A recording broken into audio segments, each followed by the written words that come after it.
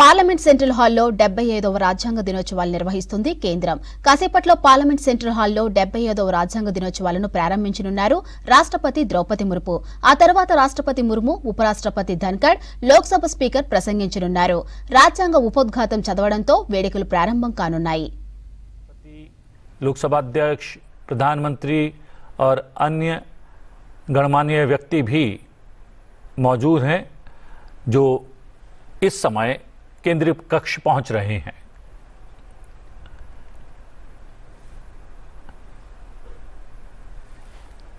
जी हां, संविधान अंगीकार करने के 75 वर्ष की ऐतिहासिक यात्रा और इस ऐतिहासिक यात्रा को सेलिब्रेट करेंगे आज केंद्रीय कक्ष में.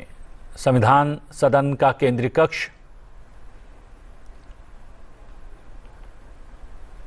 ये वही केंद्रीय कक्ष है जो संविधान निर्माण का भागीदार रहा और जिसने साक्षात्कार किया संविधान निर्माण का. राष्ट्रपति द्रौपदी मुर्मू, उपराष्ट्रपति जगदीप धनखड़, लोकसभा अध्यक्ष ओम बिरला, प्रधानमंत्री नरेंद्र मोदी, संसदीय कार्यमंत्री किरेन रिजिजू, सभासदों, महामहिम राष्ट्रपति जी,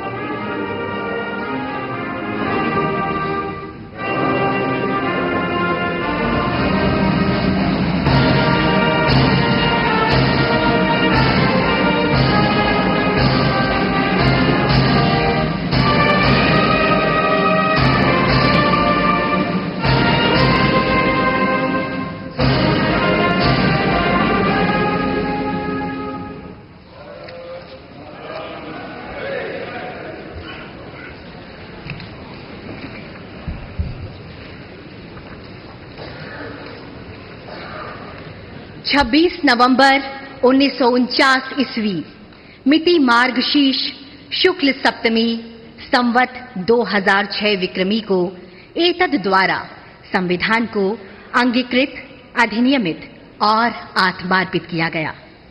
भारत का संविधान दुनिया में सबसे बड़ा लिखित संविधान है जिसका निर्माण 2 वर्ष 11 महीने और 18 दिनों में हुआ. संविधान के पहले ही पृष्ठ पर लिखा है, इंडिया दैट इज भारत. यह प्रतीक है सभ्यता के सातत्य का, परंपरा की जुड़ती कड़ियों का और जड़ों से जुड़ने का. और ये हम सभी के लिए बहुत हर्ष और गर्व की बात है कि इस वर्ष देश संविधान को अंगीकार किए जाने की 75वीं वर्षगांठ मना रहा है. सादर नमस्कार आप सभी माननीय विशिष्ट जनों का इस ऐतिहासिक केंद्रीय कक्ष में हार्दिक स्वागत, अभिनंदन एवं शत शत वंदन. इस कार्यक्रम को प्रारंभ करने हेतु मेरा सादर अनुरोध माननीय लोकसभा अध्यक्ष श्री ओम बिरला जी से कि आप स्वागत भाषण प्रस्तुत करें। संविधान सदन में आयोजित इस ऐतिहासिक संविधान दिवस कार्यक्रम में माननीय राष्ट्रपति जी, माननीय उपराष्ट्रपति जी, माननीय प्रधानमंत्री जी, सभी राजनीतिक दलों के नेतागण, माननीय सदस्यगण, आज संविधान दिवस उत्सव मनाने करोड़ों भारतीय वासियों का मैं हार्दिक स्वागत करता हूं, अभिनंदन करता हूं। 75 वर्ष पहले इसी दिन, इसी पवित्र स्थान पर हमारे संविधान को अंगीकृत किया था। माननीय राष्ट्रपति महोदय के नेतृत्व में संपूर्ण देश एक साथ मिलकर आज संविधान के प्रति कृतज्ञता प्रकट कर रहा है। आज करोड़ों देशवासी संविधान की प्रस्तावना का पाठ कर देश को आगे बढ़ाने का संकल्प लेंगे। माननीय प्रधानमंत्री जी की प्रेरणा से वर्ष 2015 में हमने 26 नवंबर को संविधान दिवस के रूप में मनाने का ऐतिहासिक निर्णय लिया था। हमारा संविधान हमारे मनुष्यों की वर्षों की तप, त्याग, विद्वता, सामर्थ्य और क्षमता का परिणाम है। इसी केंद्रीय कक्ष में लगभग 3 वर्षों के कठिन परिश्रम के बाद उन्होंने देश की भौगोलिक और सामाजिक विविधताओं को एक सूत्र में बांधने वाला संविधान बनाया। संविधान सभा में अलग अलग विचारधारा के लोग सदस्य थे। इसके बावजूद भी उन्होंने एक एक अनुच्छेद पर विचार किया, मंथन किया, पूरी गरिमा और मर्यादा से अपनी सहमति असहमति व्यक्त करते हुए संविधान की रचना की।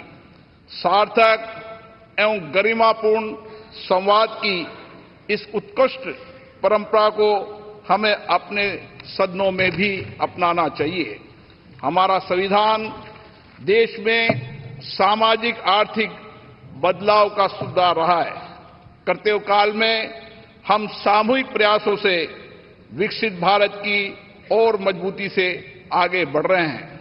इन 75 वर्षों में हमारी संसद के माध्यम से आम जनता के जीवन में सामाजिक आर्थिक परिवर्तन लाए गए हैं, जिससे लोकतंत्र में जनता की आस्था मजबूत हुई है।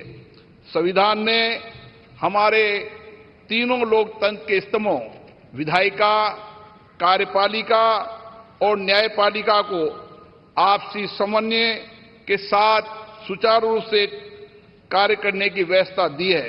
इन 75 वर्षों में इन तीनों अंगों ने श्रेष्ठता से कार्य करते हुए देश के समग्र विकास में अपनी भूमिका निभाई है।